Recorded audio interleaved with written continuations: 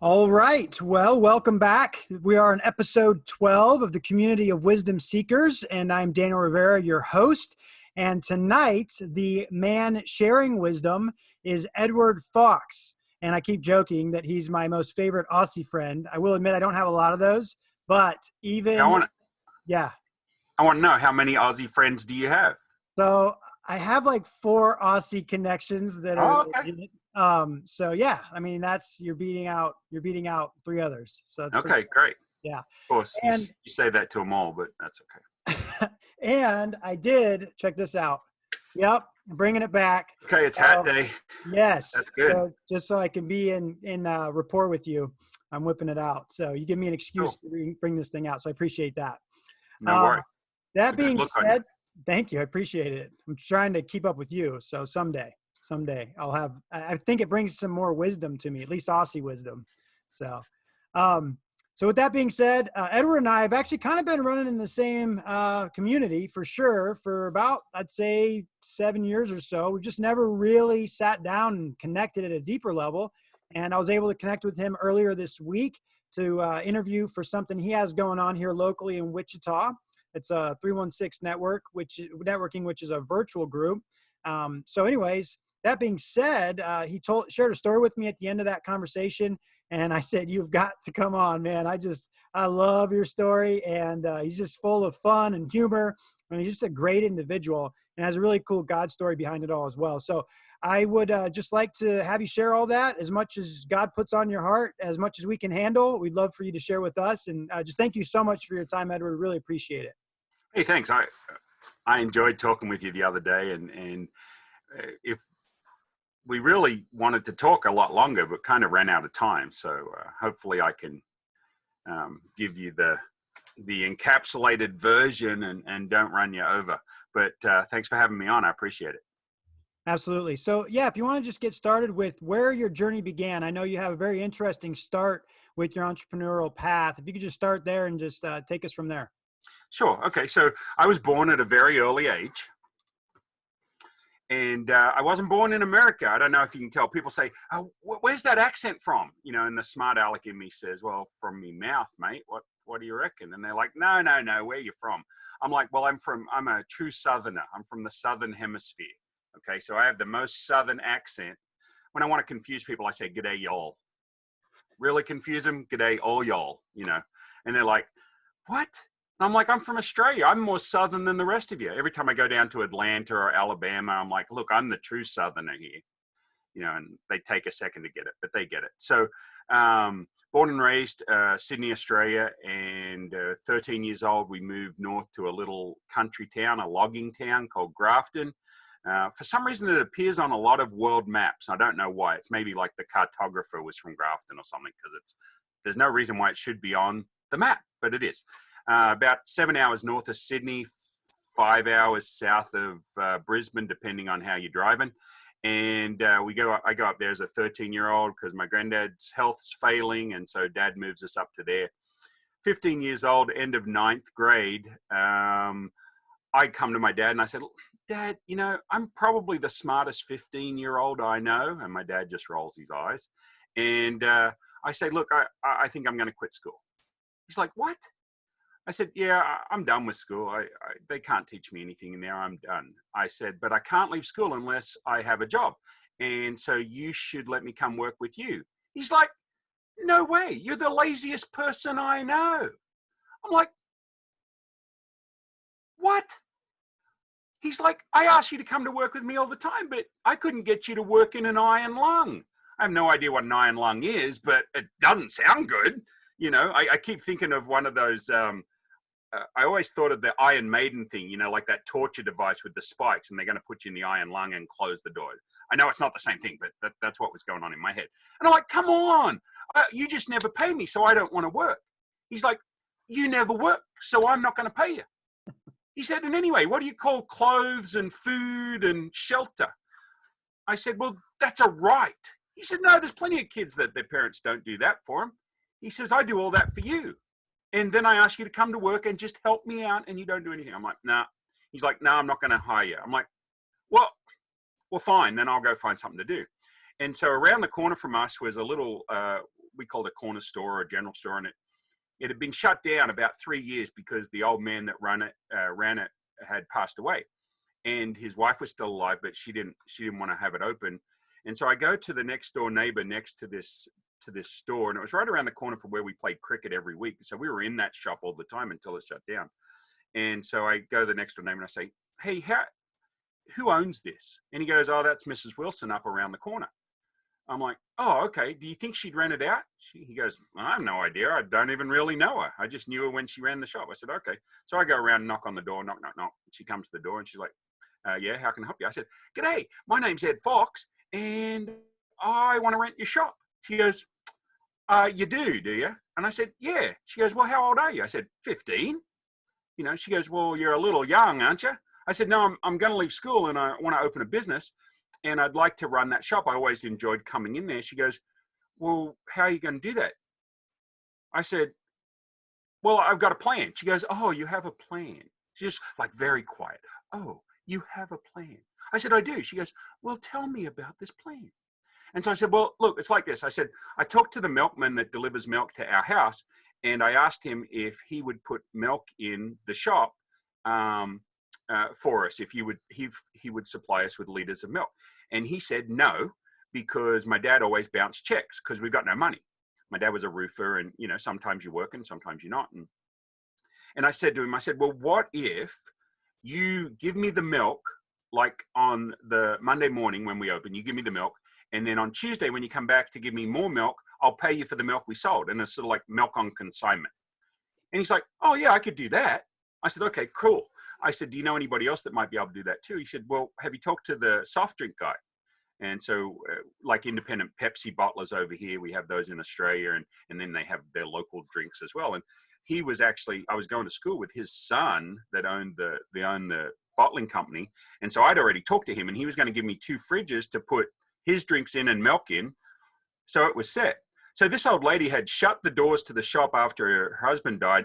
All the goods and stuff are still in it, but it's been like 3 years. And so the bread has turned to mush and moldy. And so I've got to go in and clean it all out. And she's like, well, if you got no money, how are you going to pay the rent? I said, well, what I'm wondering is if you would let me open it up for 3 months and then pay you the rent. Like, just give me 3 months and then I'll catch up with the back rent. She goes, well, we could try that for 3 months and see how that works. And so I go in, I clean it out, and here's this 15-year-old, 3rd of March, 1983, opening a convenience store. And then the milk guy comes to me and he says, well, I talked to the guy that does the bread, and he's willing to put the bread in on consignment. Had to get my dad to actually come in and sign, because I couldn't, as a 15-year-old, have cigarettes, right? So I had to get him to come in and sign for the cigarettes. So I'm selling cigarettes, I'm selling milk, I'm selling bread. You go down to the local equivalent to the Kroger. It was, what was it, Coles, and you would buy all the canned foods and stuff, and you'd mark them up 100% and put them on the shelf. And in Australia, you can't drive. You can get a learner's permit at 16 and 9 months back in the day. And then at 17, you could apply for your provisional license. And then at 18, you could apply for your full license. And so mom and dad still had to move me around everywhere to get everywhere I need to get. And there wasn't good public transport in this little town. So I couldn't get anywhere. So anyway, we do that in 83, 1984, 1985, somewhere in there. Somebody comes to us and wants to invest $20,000 in video cassette rentals. And I'm like, cool, I know all about movies. I can buy those for you. And so he gives me $20,000 to go spend on video movies. And so we start renting out. So we buy new releases. Every time new releases come out, we've got a VHS section, we've got a beta section. And every new release that went out for $5, we got to keep $2. And every old movie that went out for $3, we got to keep $1.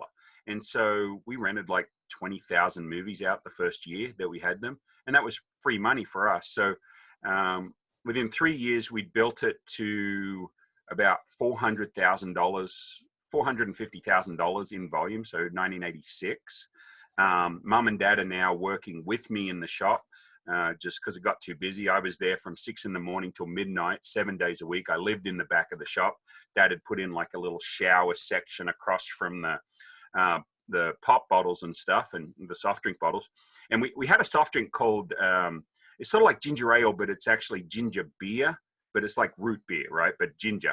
And so the heat in Australia, you'd get up to 120-degree days, and this is an old iron roof and no air conditioning. It's like the flow-through system, have to have both doors open. Well, the ginger beer would get so hot that it would explode, and you would have sugary soft drink all over the back, and so you're having a shower, and then it's bang, bang, bang, and it's pop bottles exploding, ginger beers raining down on you. And man, it was the fun times. We never think about it. When we talk about our journey, we tend to talk about our struggles, not our successes so much. We remember our struggles. And so really that's what I remember. That's what I love talking about, is the struggles of making that work. Go overnight as a 16-year-old living in the back of this shop because mom and dad said, if you're going to do it, go do it, but you're going to have to be there because you don't like getting up early. So I did that until 1988. And I was tired. I was tired after that. So from March of 83 to August of 88, my aunt had a shop a few hours away from us, and they'd moved the highway. And so her fish and chip shop, like a takeaway restaurant, wasn't doing well because the highway had moved. And so they come and ask us if, hey, we'll sell them our shop. Will we sell them our shop? And we're like, yeah, we're gone. So mom and dad go to Sydney, 7 hours south of me. I go 5 hours north to Brisbane. And the way an entrepreneur takes a break on vacation is they go work for somebody else for 6 months. And so that's what I did. I got a job working in a duty-free store, which is where international travelers can buy all their perfumes and makeup and all their good stuff without taxes on it. And while I'm working there, I end up, this American girl comes in, and she comes up to me and she sort of tilts her head and she says, "You spent so long flirting with them Kiwi girls," so 2 New Zealand girls that I was flirting with, "you spent so long flirting with them Kiwi girls that I think you made me miss my bus for dinner. And even if you didn't, you should take me out." And I'm like, okay, look, I may sound like Mel Gibson, but I sure don't look like him. She goes, "No, but you're funny." I said, "Funny peculiar or funny ha-ha?" And she said, "Yes." I'm like, okay, I'll take you out. And so a couple of nights later, we end up going out. And it's kind of funny. I didn't know at the time that movies were called different things in different countries. So you've probably heard of Mad Max and Mad Max 2, 3, 4, 5, whatever. So you guys called Mad Max, you called it Road Warrior in America. Another movie that I had trouble with the name was Flying High. I don't know if you remember a movie called Airplane from the 70s. It was a send-up of all the 70 disaster airplane movies. And so this was a funny comedy. And so we both loved movies. And so we're going out on this date and we're talking about, and she's like, "Yeah, I love this movie. It's called Airplane, blah, blah, blah. And there's this that goes on. The guy says, I picked the wrong day to give up drinking. And, everybody has fish on the meal, and the people that had fish die and the people that had chicken didn't." And I'm like, "No, that's Flying High." She goes, "What?" I said, "That movie's Flying High." She goes, "No, it's not." Well, there's no Google to check, right? So we're having our very first argument on our first date, arguing over this name of this movie. And so we end up going, and we're going all over town, and we end up settling on going to an old Anglican church that has been repurposed as an international house of pancakes. It wasn't known as IHOP back then. This was a beautiful church, big wooden beams, huge chess set in the middle of the floor. You could use your kids as chess pieces. The chess pieces were that tall. And so we're sitting there and we're talking about all the differences between America and Australia, and what are we really looking for. And she's Nazarene girl, born and bred.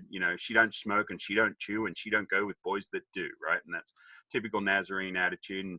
And so anyway, so we're talking back and forth, and I hadn't been on many first dates, hadn't really dated a lot. I was the fat kid at school, really got picked on. One of the reasons why I wanted to quit school was because of how you were bullied. You didn't realize back then when you're in high school and you're getting bullied, you think that you're the only one getting bullied. But then when I opened the shop and I started building relationships with these kids that I'd gone to school from, and the same girls that were the mean girls at school, right? They become really nice to you, and they're talking to you and they're renting videos. And I'm like, why did you treat me so poorly at school? They're like, well, what are you talking about? Well, it turns out that the gorgeous girl, nobody talked to her, and she was really lonely because she was too good looking and none of the guys would go and talk to her. The kid with glasses, he got picked on. The tall kid got picked on for being too tall. The short kid got picked on for being too short. The fat kid got picked on for being too fat. The smart kid got picked on for being too smart. Everybody was picked on, So, and I didn't know that until this time. So you learn that. And so we're sitting there, and this girl I've met out of the middle of nowhere, and I have a theory about that, which I'll share with you. It's not very scientific, but it's a good theory. And so we're sitting there and we're having dinner, and she's like, "You going to eat them French fries?" I'm like, "They're not French fries. They're hot chips." She's like, "Well, are you going to eat them hot chips?"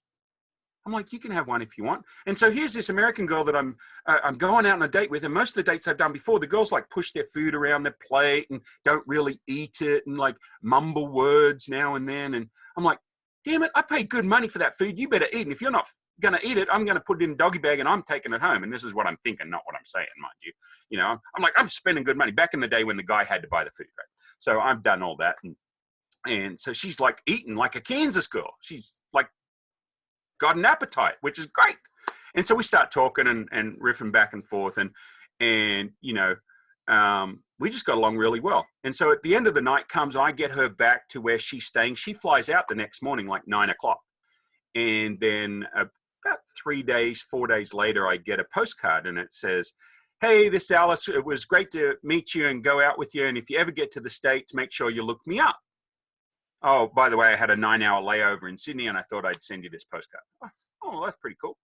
And I'd given her my phone number. And so she had just graduated from KU Pharmacy School and got a job at Via Christi St. Francis. And she's from Western Kansas, out by Dodge City, Cimarron, Kansas, where they installed a traffic light. The dog came, the chickens came, the horse came, had a big party, so it's got a traffic light out there in Cimarron, little Cimarron, Kansas. But I love the people out there. They're so much fun.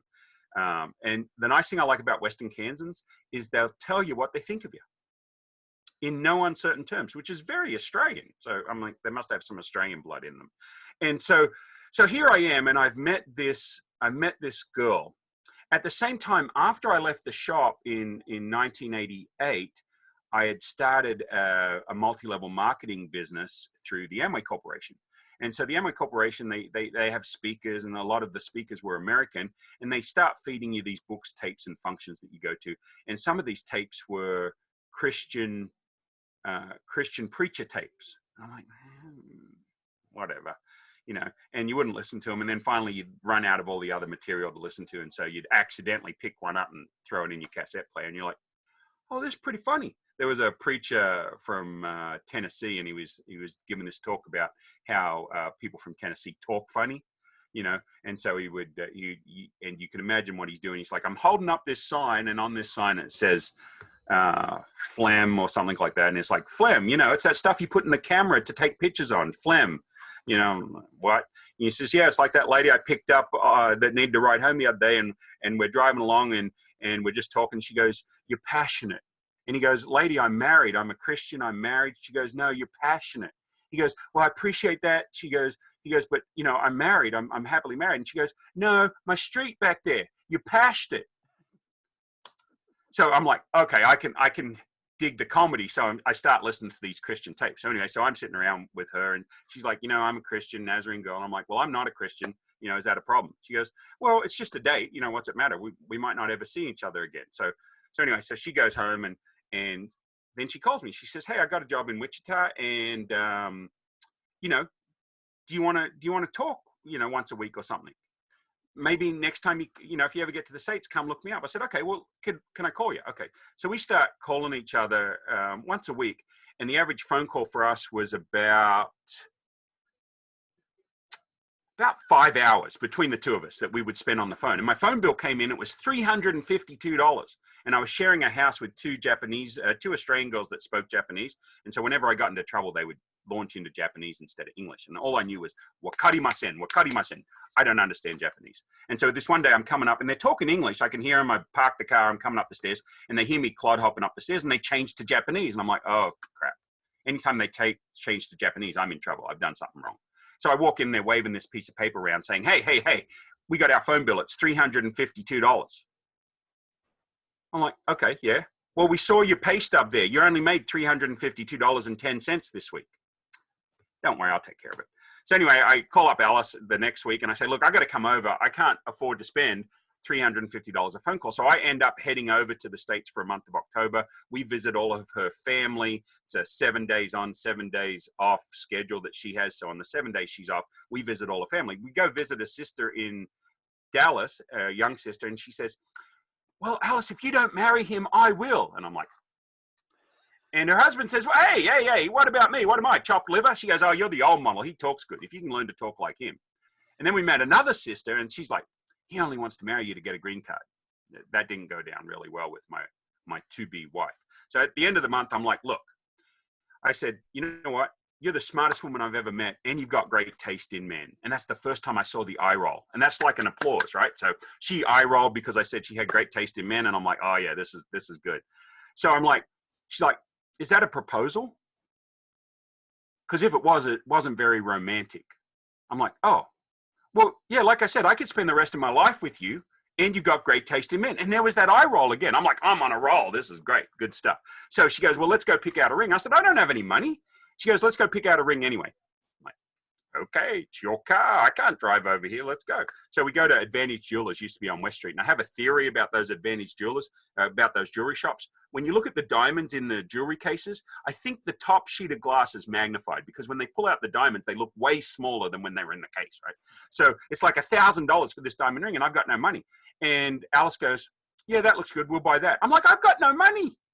And they're like, oh, we can run your credit. I said, you can't run my credit from Australia. That's crazy. She's like, no, you can run it on my credit and then I'll make the payments. I'm thinking, we're going to get engaged and this woman is going to pay for her own engagement ring. I'm like, sweet. And so that's what she does. And so a couple of days later, I'm flying back home and I'm thinking, this woman is going to fill out all the paperwork and apply for my fiance visa, which says that they have to pay all the bills that I incur for 2 years, that she has to pay them. Even if we don't get married, if we get married, doesn't matter. She's got to pay it. And she's going to pay her own diamond ring. I'm like, that's a keeper right there. And so I go back home, get all the stuff done. Now, this is a God thing right here. My theory is that God looked at me, and I was on the wrong side of the tracks, lower lower welfare income type family. And we'd done okay out of the shop, but my dad was on disability. My sisters were on welfare. And so God says, man, I got to find somebody for him. And he looks all over New South Wales, which is one of the biggest states in Australia, and like nobody there. All over Australia, there's nobody there. Well, maybe New Zealand. Maybe we can find somebody for him in New Zealand. Go to New Zealand. Nah. And then he goes, oh, here's this girl in Cimarron, Kansas that loves koala bears. I'm like, God, you made them. They're not bears, right? Okay. So koalas. And he's like, if I give her the passion to go to Australia and can put these two together, she can train him. She can put him on the straight and narrow. And that's what happened. That's my theory anyway, right? No? Yes. It's a good theory. Yeah, I'm shaking my head out of amazement. Well, that's what she probably did too. Like, God, this guy, really? No. To be yoked with an unbeliever, who knew, right? She's like, I'm worried about this. I don't want to become yoked to an unbeliever. So I'm like, well, I'm listening to them Amway tapes and them Christian tapes. I'm coming along, but I'm not right there yet. So we end up, she gets it done. They told her 14 months before we get our fiance visa. She's praying, she's paying, she's bugging the heck out of the senators and the congressmen. Get it done in 2 months. So we meet in July. I come over in October. She files in November, and it's approved by late December, just before Christmas. Nobody's doing anything just before Christmas, but they got it done. I'm over here January 9th. I live with somebody else from the church because we're not going to live together until we get married. Not my choice. I'm not a Christian yet. I don't care. I'm ready.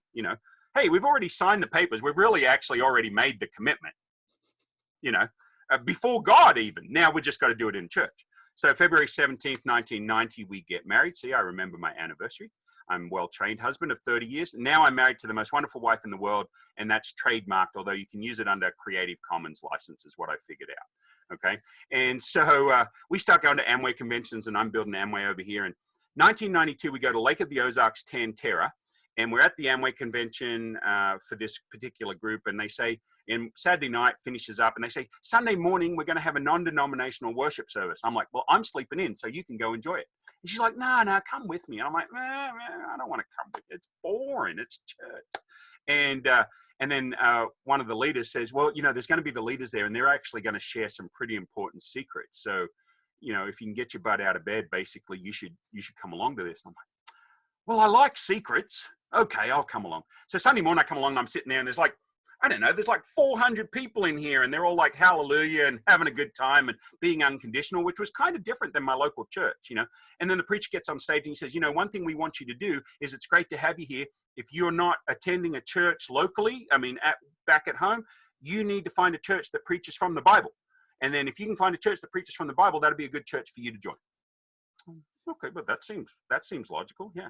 And then they're talking, and then they do an altar call. And I kind of start getting I'm like squirming, somebody spilt some deep heat on my underwear or something, and I can't sit still. And then I'm like, no, I'm not going up there. They're calling, right? They're calling, altar call. Come up, accept you, Christ as you say. I'm holding on to the chair. You can't see it on the video, but I'm holding on to the chair right now. No. And then somehow I'm lifted up and propelled to the front of the room, bawling my eyes out because I don't want to be there, but at the same time, I want to accept Christ as my personal Lord and Savior.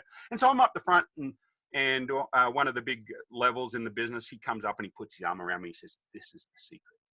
This is what this business is about. Now, I'm not saying everybody in Amway is a Christian. I'm just saying that this particular group, that was their focus.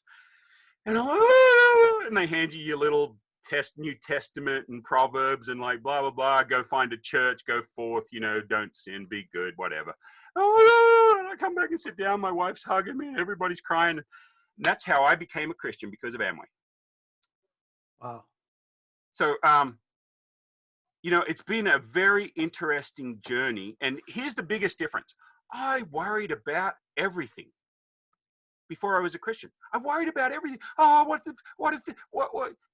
risk adverse, indecisive, life was difficult.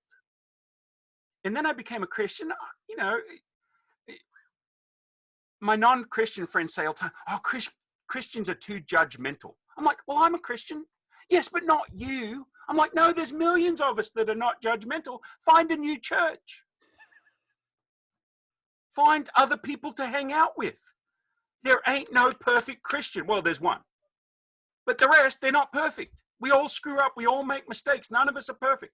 If you're worried about those old ladies that sit in the back of the church and comment on what everybody's wearing or what they're doing, one old lady, I'm sitting in my church one time after smartphones came out and I'm on my phone. She goes, you shouldn't be on your phone on church. I'm like, it's got the Bible on it, lady.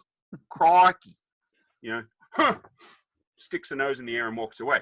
We didn't go to that church for very long, but, so I said, being a Christian isn't about being hoity-toity and being self-righteous. Being a Christian is about being authentic, being who you are, and that's really where I come from. I'm not perfect. I'm not even this little fingernail of perfect when it comes to Christ. There's so many prayer warriors and so many other great spiritual people around me. But you know what I like? John 3:16. Because if you look at, and notice I started a networking group that's 316 networking. It just worked out that way. Didn't it? Yeah. I love puns. I love play on words, right? So 316 being the Wichita area code and 316 being John 3:16. Yeah, it works. I love that. I love that multiple use, that multiple play on words. Speaking of which, I got a joke for you. You ready, Daniel? Yes. What did the 80-year-old pirate say at his birthday party? I'm 80. I'm 80. Anyway, it's great. My daughter's heard that multiple times. Oh, look at that. I got dinner delivered. Is that good or what? That's beautiful. Give me 2 seconds. I got to explain it.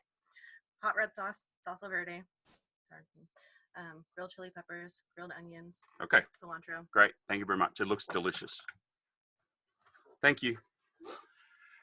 So anyway, so for me, that's what being a Christian is about, is you know, if I've asked Christ into my life and I've asked him to, you know, forgive me, then you move forward from there. But being a Christian gave me so much peace. So for me, it's about peace of mind. Okay. And so now I'm not worried. I'm not worried about this COVID stuff. In every adversity is the seed of equal or greater opportunity, or something like, you know what I'm trying to say is I'm seeing opportunities out of this all day. I haven't worked so hard as I'm working right now, helping people around the country. You know, so I'm helping other trade bank franchisees do things, learn about social media, learn how they can start their own networking groups to help other people. And so I'm having a good time with it, but being a believer gives me the peace of mind that I don't have to worry about anything. You know, that's really my story. I love it. I love it so much. Man, it's just it's such an awesome, beautiful journey. What I was realizing too, as you were talking there, Ed, is you know, the story that people share on here, it's always a little bit different, and how God comes to us and captures us in our moments, you know, when it's ripe. And to think about the cassettes that were handed to you by the leaders at Amway, and you know, those planted some seeds, right? And the work didn't necessarily happen in the moment, but just, and even the wife probably tugging on you at some level over a period of time, and then when it was God's timing and it was right, you couldn't stay in that seat. Yeah, well, and Alice, the most wonderful wife in the world, trademark, has never nagged or pushed. I mean, she's crafty. She's a smart woman, this one. You know, I bring over all my shirts that are 100% cotton. You know what American women don't like to do? Iron. You know what Australian men don't like to do? Iron. All of my 100% cotton shirts disappeared from my closet. She's like, I don't know why my camera's having trouble focusing there, but she's like, they all disappear. She's a smart woman. She just led me to people that would lead me. I'm more likely to listen to other people than I am to listen to her. Now I'm smart enough after 30 years of marriage that I listen to her first. It's awesome. I love it. That's great. So did you ever take care of Miss Willis for the first 3 months of rent?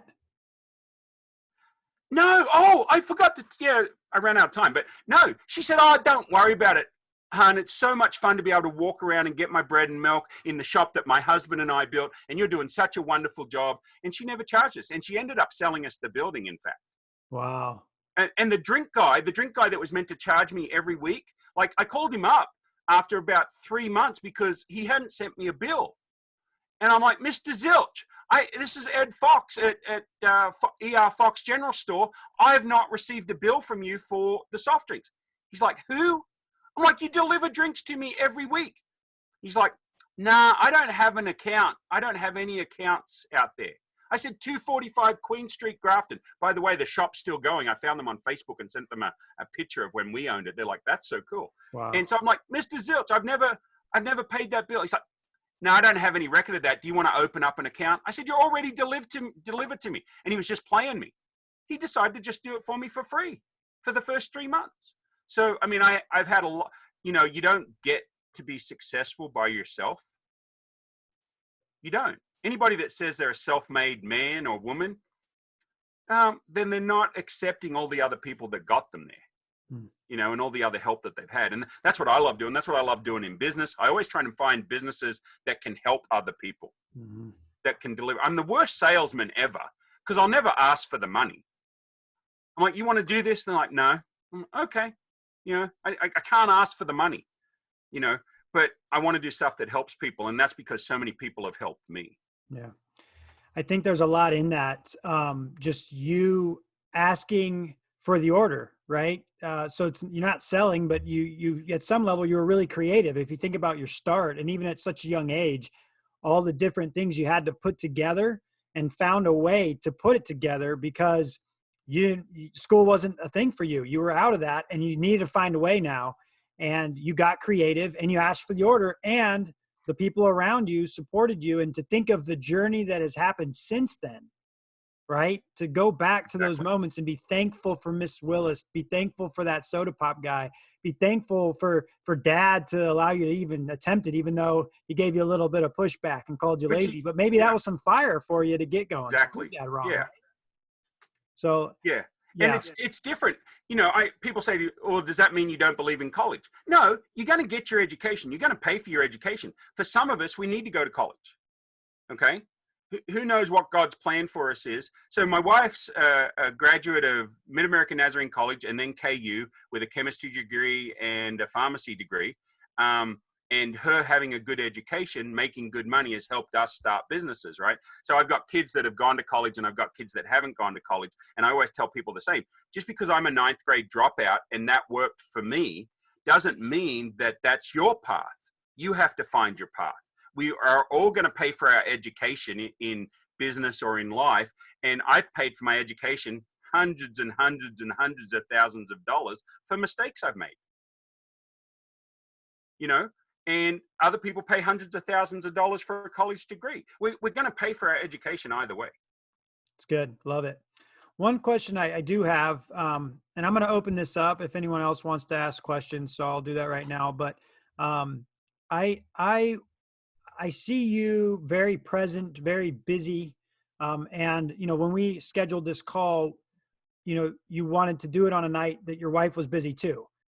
And I think for me, I know the first decade of me being an entrepreneur and a leader, I had trouble striking that balance, and a lot of times sacrificed the most important things in my life for what I thought was most important, to provide for what was most important, right? So it's this balance, this equilibrium that's difficult to strike.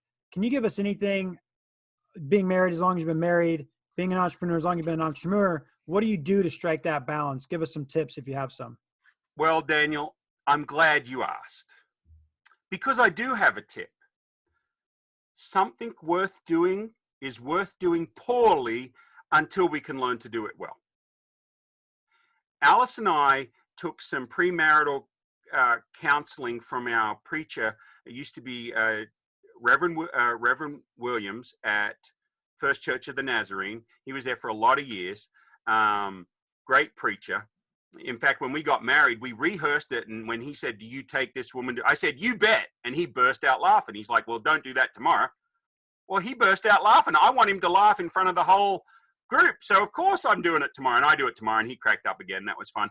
But he talked to us about a book called His Needs, Her Needs, How to Build an Affair-Proof Marriage or something. I just remember His Needs, Her Needs. And it talks about the love bank, right? You put deposits in the love bank, you make withdrawals. You know, if you're at home and you're making all these withdrawals, then she's getting these love deposits from work. What's going to happen? You know, so we had to be careful that we were doing the right deposits and the right withdrawals. But we also learned that she had told me actually at the first date, she goes, "You know, I just want you to know that divorce for me isn't an option." I said, "Good. You know, my folks have been together 20 years and now they're splitting up. Divorce for me is not an option too." And she let me go on because she knows I like to talk. And then she finally said, "But murder's an option." I'm like, "Okay, I know what you're saying. I'm picking up what you're putting down." And so we were very honest. You know, one of the things, I wrote an answer on Quora, which is a great place to go to find different answers to different things. And one of them was, how do you deal with arguments? How do you deal with arguments in your household? And one of the things I talked a lot with my wife about was that I am thick. She says things like, "Oh, that looks beautiful. Oh, that'd be really nice in the house." And what she really means is, "That's what I'd like for Christmas." I never got that. Yep. I just thought she said it'd look nice. I'm like, "Well, if it'll look nice, buy it." And we finally realized she's got to pick up a piece of 4x2. You call it 2x4. But a piece of 4x2, smack me up the back of the head and say, "Buy me this for Christmas." Done. I can do that. You bet. So we learned to talk in a language that each other understood. And we learned that making a mistake of doing something because I spent time building a business and didn't spend time with my kids or didn't spend time with my wife and trying to balance that out, sometimes you're not going to get it right. Mm-hmm. But don't sweat it. She loves you anyway. Mm-hmm. You just can't make more mistakes than you'd do right. You know, you got to keep deposits in that love bank. So for us, how to win friends and influence people, business book, but great marriage book too. You know, honey, I know how you feel. I felt the same way, but what I found was, you know, because that's 1936 language, you got to change it up to today. And then his needs, her needs, and a fair-proof marriage. Empathy, learning how to walk in another person's shoes, understand that what I said and what she heard wasn't the same thing. Learning that happens. Yeah. So make plenty of mistakes, but be with your partner and be committed to that relationship, because we found that when we did and we built a pretty big Amway business, and when we counseled people, especially if they were having marriage trouble, the biggest thing we noticed was that if both of them wanted to work on it, it could be solved. But if one of them didn't want to work on it, it's like trying to pull a dead horse. It just doesn't happen, you know, unless God gets involved. If they can give themselves over to God and get involved, then it can work. But if they're, you know, and some people are just incompatible. I mean, just let's face it, it happens, you know. So for me, it was about giving her the freedom to make mistakes, her giving me the freedom to make a lot more mistakes, because she's amazing and I make lots of mistakes, but she's there to pick me up and dust me off. And, you know, did I answer your question? Yeah, it was great. Like you always do, way more than what was necessary, but I love the depth. And it brought to mind something you said that's very powerful in communication, that what we say isn't always what they hear, or they don't always receive it the way we're trying to get them to receive it. This is communication 101. And I think about how often that becomes the error. And if we just dig a little deeper and say, hey, this is, you know, how did you receive that? Or what did you think I was trying to get across there? Just that question. And then understanding they didn't really receive what you wanted them to receive, and then doing it again until it's on the same page. But a lot of times I think there's conflict because we're just not even on the same page. We're just talking about different things, the whole back and forth. So right, what's important, there was a Facebook post that was done the other day, and my wife and I both laughed at it. This lady orders what your husband sees glasses. And so when she puts them on, she sees what the husband sees. So she pulls them off and the trash can's full. And then she puts them on and the trash can's empty. Because she says to him, I thought you were going to take out the trash. He said, it's not full yet. There's still plenty of room. And she sees it overflowing. And then she puts on her hubby glasses and she sees that it's empty. And she throws the box in. Oh, okay. You know, he's walking down and he says, and the code says, you know, but it might appear opposite to the husband. So the husband's walking around and puts the glasses on and he sees all the things that his wife normally sees, you know, but she sees what he sees when she put, and it's just, we're both rolling on the floor laughing because it was so true with our marriage, you know, different things like learning those traps, you know, and there's jokes about it when the wife says, honey, does this dress make me look fat? Not gonna go there. Wouldn't be prudent. Okay. We don't ask those sort of questions. If she asks a question like, so now I like going shopping with her if she's going to buy. I do not like going shopping to look. But like she went out looking for a new top for a wedding we were going to, ended up getting canceled because of COVID. We were going to go to Paris for our son's wedding and that fell apart. Not the wedding, the COVID caused the wedding. They're still going to get married. We just don't know when that's going to happen. So we go out looking. She goes, I can't find the right top. So I go out and I dig through all these dresses. I can hunt it down and kill it and drag it home.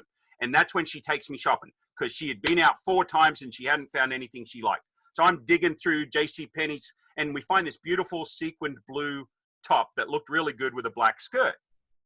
And I'm like, that's it. That is perfect. She's like, really? It doesn't make me, we've been married 30 years. We're not doing that. You look gorgeous in that. That would be, and all these other ladies go, oh, he is so adorable. I can't even get my husband to go out anywhere. What little do they know, this is like 1 in 17 years that I will go out and hunt something down with her. But it works for us. And that's really, it doesn't really matter what you or somebody else says we need to do. What has to happen is what works for you and your spouse and God. You know, what the teamwork that you do. I don't know why that camera keeps going out of focus. Anyway, so the teamwork that you do is key. the camera's trying to keep up with all your awesomeness. That's what it is. It's just losing focus. It's like, I can't even. It's like, make sure this is recorded. I want to watch this. Yes. One thing you said in that was the perspective thing.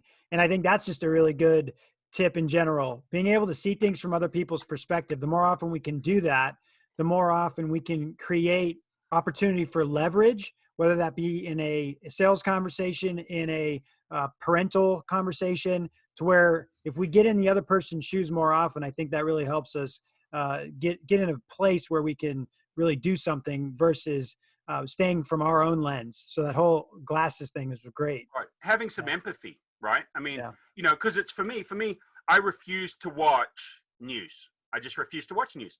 If they drop a nuclear bomb or if something happens, somebody's going to tell me about it. Somebody's going to post about it on Facebook. I refuse to watch the news. And when this first started and everybody's like, I've watched 17 hours of CNN, Fox News, blah, blah, blah, whatever. I'm like, stop watching that crap. All it's going to do is affect your mentalness. Just be happy. You want to be happy, you go to my Facebook page and 99% of all the content on there will be bad dad jokes.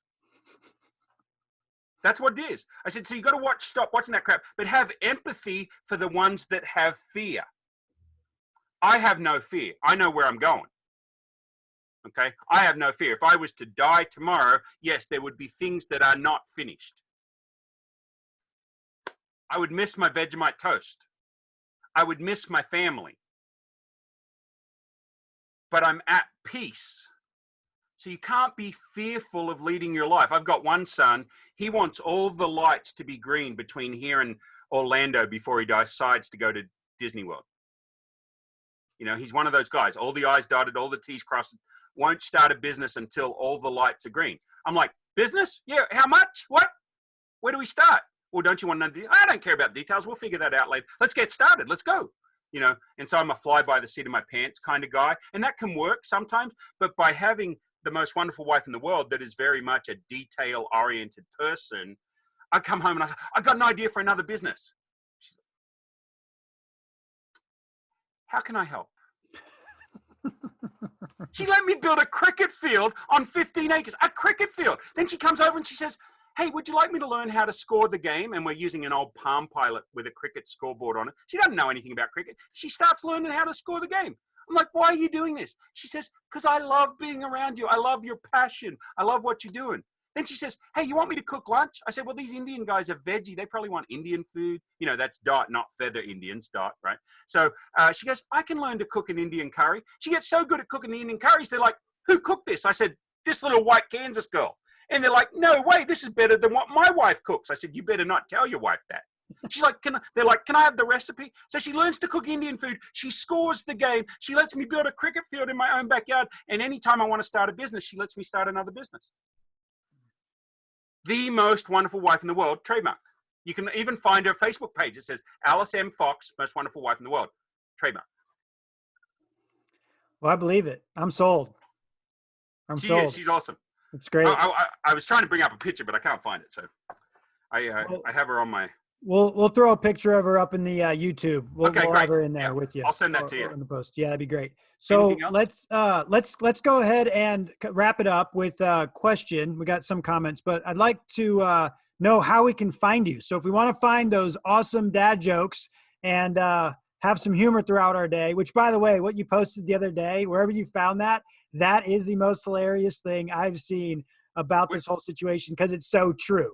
Which one was that? Oh, the list? Yes. Somebody goes, oh, you're so good at doing that. I'm like, I can't take credit. I'm not that smart. I just copied and pasted. I'm almost adequate at copying and pasting. It's great. Well, I'm glad you did that, because it brought a lot of humor to my household. I did too. I'm like rolling. Oh. So you can find me, FB for Facebook, fb.com. Did you know you could shorten Facebook down to fb.com? A lot of people don't know that. fb.com/, that's the one that leans over at the top. My wife always puts a backslash, but it's a / Aussie Fox. And that is spelt AUSSIEFOX, Aussie Fox. So that's my username on Facebook. You can find me there. And if you're in business and you're in the Wichita market, we'd love to have you on 316 Networking too. Absolutely. It's definitely been an added benefit for me. I've created a lot of new relationships, got a lot deeper. And like I said, even with you, they were kind of surface level. And Right. because of that opportunity and really this whole season that we're in right now, we can dive in deeper virtually in a Yep. healthy way. So awesome. Well, thank you so much, Edward. Really appreciate your story, your energy, and sharing it with us. And really just love what you're all about. Keep sharing the good news, and we'll be in touch, my friend. Thank you, Daniel. Bye-bye. Bye-bye.